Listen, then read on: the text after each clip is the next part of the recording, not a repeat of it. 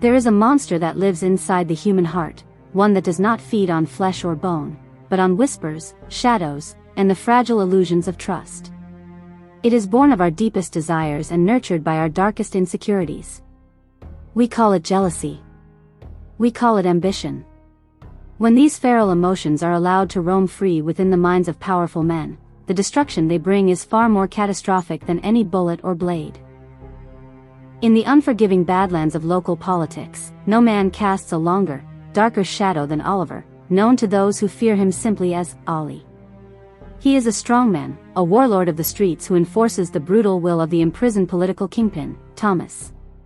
Ollie is a man built of iron and violence, an unshakable titan who has conquered every rival placed before him. Yet, beneath his impenetrable armor lies a fatal, terrifying vulnerability, a possessive, all-consuming love. That love belongs entirely to Daisy. Ethereal, gentle, and hauntingly beautiful, Daisy is the innocent bride who willingly stepped into Ollie's blood-stained world. She is his salvation, his light, and his greatest weakness. But in a realm ruled by deceit, purity is often mistaken for a mask. A seed of doubt waiting for the right moment to take root. And there is no soil more fertile for poison than a bruised ego. Always lingering just a half-step behind Ollie is his right-hand man, Isaac, whom the streets have mockingly dubbed Lamey due to a crippled leg. For 15 years, Lamey has been Ollie's most fiercely loyal disciple. He is the man who has done the dirty work, burying the bodies and keeping the secrets, dragging his ruined leg through the mud for his brother-in-arms. Lamey's devotion is absolute, but so is his quiet expectation of reward. When a man has bled for his leader, the denial of his rightful place does not create a victim, it creates an architect of ruin. The spark that threatens to ignite this volatile powder keg is Cashew. Young, charismatic, and armed with a university education, Cashew represents a new, polished kind of power. He is the golden boy.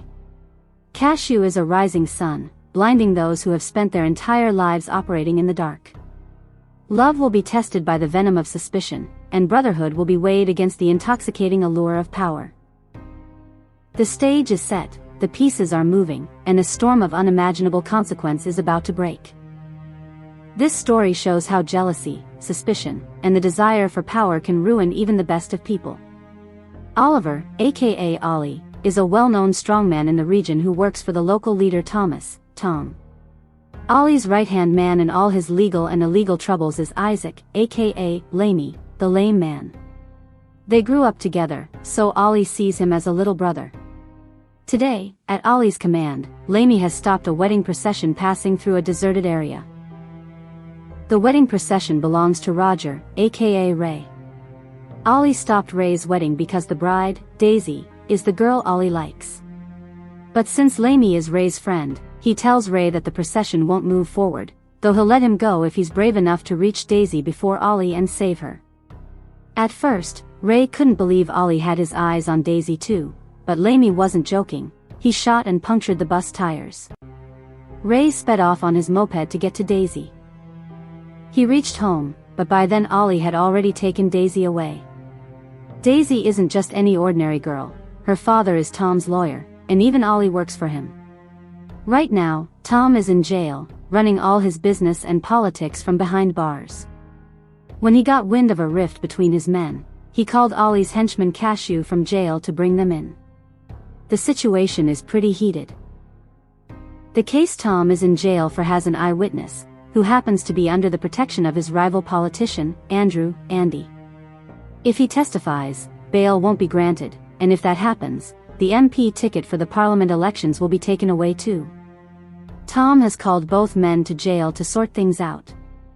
Meanwhile, Daisy has arrived. Cashew brought her here. The lawyer thought Ollie had forcibly taken his daughter, but Daisy admitted in front of Tom that she loves Ollie. She revealed that she had written a letter telling Ollie to run away with her before the wedding, or else she would kill herself. The lawyer didn't expect that. Before leaving, he called Ollie over and warned, "Don't forget a woman's double nature. A girl who can cheat her own father, what else can you expect from her?" But at that time, Ollie didn't pay much attention. In jail, Tom gave Ollie the job of settling things with Andy. Ollie fixed a meeting with Andy's strongman, Sam, the captain, offering a big sum of money to stop the testimony. Sam didn't listen, as Andy wasn't short of money and just wanted the parliament seat. When that didn't work, Ollie tried blackmail with a secret MMS video of Andy. Sam was shocked and furious. Frustrated about losing to Ollie, Sam vented his anger by making dirty comments about Daisy, claiming there was a bet between him and another gang member, Katja, that Ollie would only mess around with her. Things got heated, and both gangs started fighting. The brawl continued until Sam was killed. Ollie spared only Katja. Since there was no witness left for the court, Tom was released from jail. As soon as he got out, he announced he would run for the parliament elections, and his close ally Ollie would be the assembly candidate. This meant the state had to pick a new strongman to take Ollie's place. The most obvious choice was Lamey, who had always backed Ollie up in his shady dealings. When Ray saw on TV that Ollie was running for the assembly, he assumed Lamey would be the next strongman. Since Lamey was his buddy, Ray went over early to congratulate him. But when the moment came, Ollie put the tilak, the mark of leadership, on Cashew instead. Lamey felt deeply cheated after years of loyalty, but he didn't show any hint of it on his face. The new boss was now Cashew, a guy who used to work under Lamey. Ollie believed Lamey was like family and would understand, and he valued Cashew's university education for the elections. But treating Lamey like that was Ollie's biggest mistake. Lamey had done so much dirty work to ruin others, and now he was going to use all those skills against Ollie. Ray, whose business relied on staying on the politician's good side, came to bring donation money for Ollie's election. He told Ollie that if he had known about his and Daisy's love, he never would have tried to marry her. Later, Ray and Lamey bonded over their shared betrayal. "We're victims here, and on top of that, we have to dance at this fake celebration," Ray complained, pointing out that Lamey had dragged himself around loyally for 15 years only to be replaced by the new guy, Cashew. That night at Lamey's son's birthday party, Lamey saw Cashew and Daisy together and hatched a nasty plan. Cashew's girlfriend, a dancer named Bella, was also there. Before the dance, Lamey egged Cashew on to drink, knowing Cashew couldn't handle alcohol and always caused a ruckus. During the party, Lamey positioned Ray near Bella and told him to blow cigarette smoke at her. Cashew lost his temper and started beating Ray badly. Wasted and crazy, Cashew even turned on his own friends. Ollie had to step in to calm the situation. Deeply disappointed, Ollie told Cashew to stay out of his sight. Lamey then played the responsible friend. He comforted a crying, sobered up Cashew, advising him, "There's only one way. Omi doesn't listen to anyone these days. You've got to win over Daisy. If she speaks up for you, Ollie will calm down." When Cashew secretly met with Daisy on her rooftop to ask for help, they spotted Ollie's car returning early from the city. Panicking, Cashew ran away. Lamey used this perfectly, planting a seed of doubt in Ollie's mind. Why did Cashew run away? What was he doing alone at home with Daisy? Lamey's wife, Ivy, often visited Daisy. One day, greed took over and she stole an expensive, glowing waist belt that Ollie had given to Daisy as a family heirloom. She had no idea this theft would cause a disaster.